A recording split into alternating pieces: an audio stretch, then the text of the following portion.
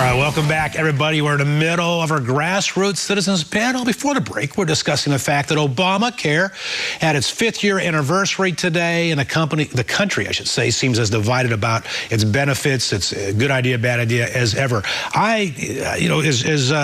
Will Vought has pointed out that 16 million Americans are now covered that weren't covered, but there are a lot more Americans who were previously covered who are now not eligible under Obamacare. And let's go to Barry Nussbaum. You want to add something to that? Yeah, Rick, I think we're forgetting the lack of debate in the beginning. You remember the Nancy Pelosi statement, if you want to know what's in it, you have to vote for it. As time has gone on, the story has gotten worse and worse, more convoluted, and more weird stuff is coming out of this law. It's incredibly expensive. And remember, all the promises were made. If you like your doctor, you can keep your doctor. If you like the coverage you have, you can keep the coverage you had. Almost every presumption that people actually supported in the beginning, the good stuff, turned out to be not true. Yeah, I mean, you have to admit, I would think, Will, you at least would have hoped they had more transparency. Well, yes, of course, but this is the first time in the country's history where we were able to even get this far, you know, and yeah, if you're going to make an omelet, you're going to break some eggs. Of course that there's going to be problems, there's going to be cracks. My hope would be that, you know, it would be a continuing debate and we would be able to move forward and create, you know, a better plan. Yeah, but there is no debate. It got slammed through in a democratically controlled Congress. The Republicans are trying to come up with a fix-it solution, and there's no conversation going on. Well, the Republicans also, not one of them, failed to attend the signing either. All right, let's go to Jerome. Jerome, you wanted to add something. It sounds like he's injecting more government. This is like the website on Obamacare. It wasn't working. Yeah, I'm having some audio difficulties with there, Jerome. Let me just say, we'll come back.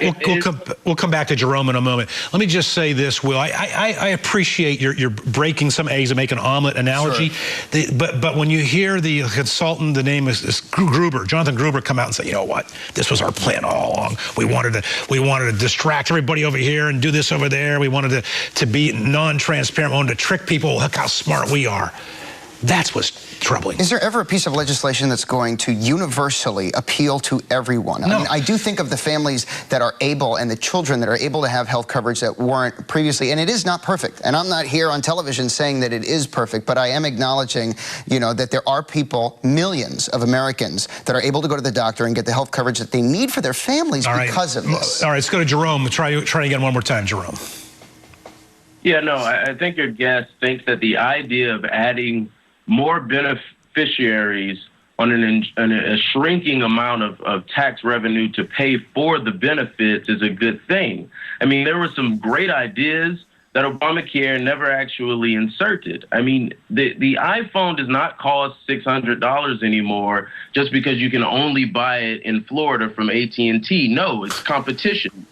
And honestly, medical expenses are so high exactly because the government is in it. States from Oregon to Maryland are giving up their exchanges. There's fraud and waste and abuse all over the place. Nobody actually wants this except for people who are getting a free ride, just like every other government program. All right, we'll leave it at that. We'll go to a different topic. A controversial news report today. Governor of Indiana, Mike Pence, signed into legislation in the state of Indiana the Freedom of Religion bill, which allows business owners to not serve gay customers should it be against their religious beliefs. Furthermore, he's declared a state of emergency on an HIV epidemic, which is also taking place in the state of Indiana.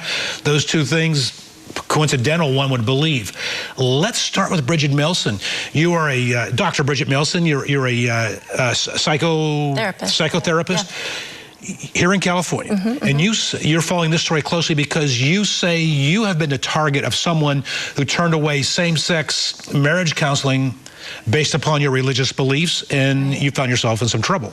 Yeah, I do marriage and family counseling, and to me, I believe as a Christian that marriage is between a man and a woman. So CAMFT is our organization that we're under, our association, and they did come out with the fact that they were looking at taking licenses away from therapists who refuse to see gay couples in marriage counseling or premarital, which is something I don't understand because that is an act I don't agree with. So it came down to it. It was in the news about how I was going to get my license taken, and I fought back, and we have no law here about that. So it was fine. I was okay. So I am so in agreement. And you say this is also the law in 16 other states? 16 other states have similar legislature, yes. All right, let's go to Will. Let me tell you where I'm at on this, Will. Okay.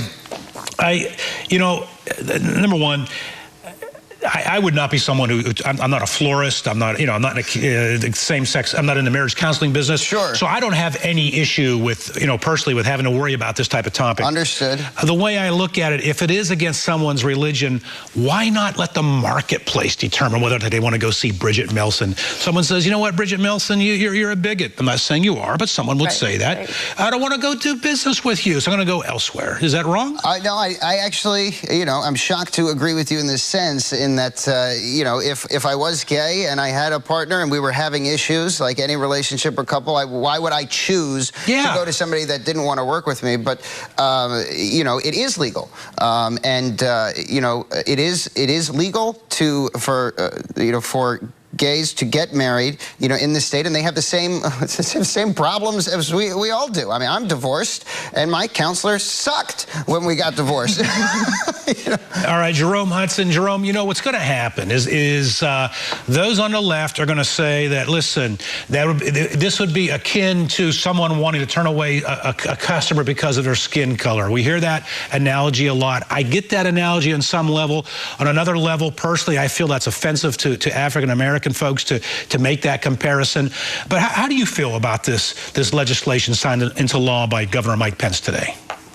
Well, no, this is where the culture war is. I think that the liberal left won the culture war, and this is an example of them purveying the battlefield and just shooting the wounded at this point. I mean, it's completely unnecessary. Like, if it's already legal in the state for people of the same sex to get married, and if you don't want to go to seek out a service like a T-shirt or a cake from one business, I feel like it would be a boon to the pro-gay marriage cake baker. Every gay marriage cake in the state. I would love to hear that conversation, though, between the couple that wanted the cake from the baker that wouldn't make them the cake. I agree. I would if I ran that cake shop bakery, I would put a big ad out saying we cater to all same sex and what have you. Newspaper ads everywhere. Yeah. But again, I think there is this knee-jerk reaction by some elements of the gay community to take it just take it to the extreme. I think it's an attention grabber. I think to them, they think it draws attention to their plight. And well, it draws attention to homophobia. Oh, it's not homophobia. He called you homophobic. Aren't you? I did not call her that makes him narrow-minded. And when we come back, we'll get your reaction to the side of the break. We'll continue more with the Grassroots panel after this.